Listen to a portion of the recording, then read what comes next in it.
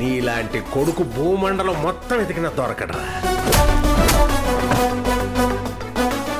ఇందాకటి నుండి ఎక్కడ కొట్టం రాకుండా మాటలు చెప్పి ఎస్కేప్ అయిపోతున్నాడని మీరు అనుకుంటారేమో అని లోపల గాబరా పడిపోతున్నాను రా.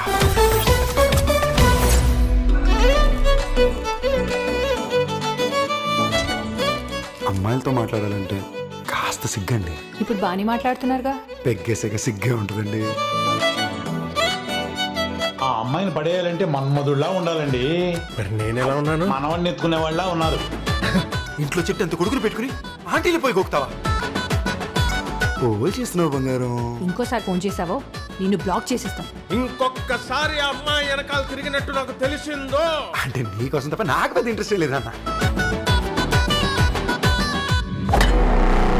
మా కథలో ఎవ్వరు ఊహించిన కొత్త ప్రాబ్లం ఒకటి వచ్చింది.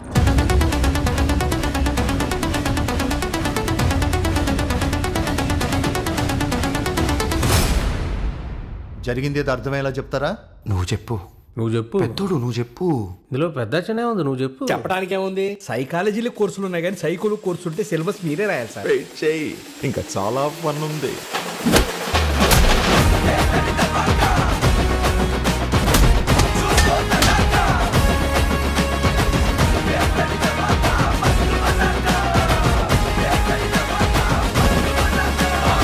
యశోద, రేపు 5ంటికి మన ఇద్దరం లేచిపోతున్నాం. నేను 4ంటికే లేస్తాను.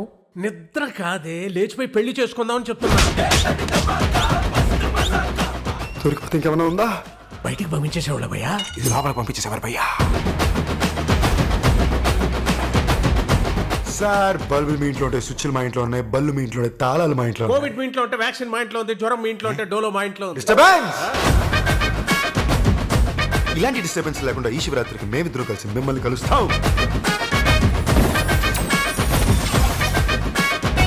బాలయ్య బాబు ప్రసాదం కళ్ళకు అద్దుకొని తాగమని చెప్పు. తాగిన తర్వాత 3 సార్లు జై బాలయ్య జై బాలయ్య జై బాలయ్య జై అనమని చెప్పు. బాలయ్య, జై జై బాలయ్య. అన్నయ్య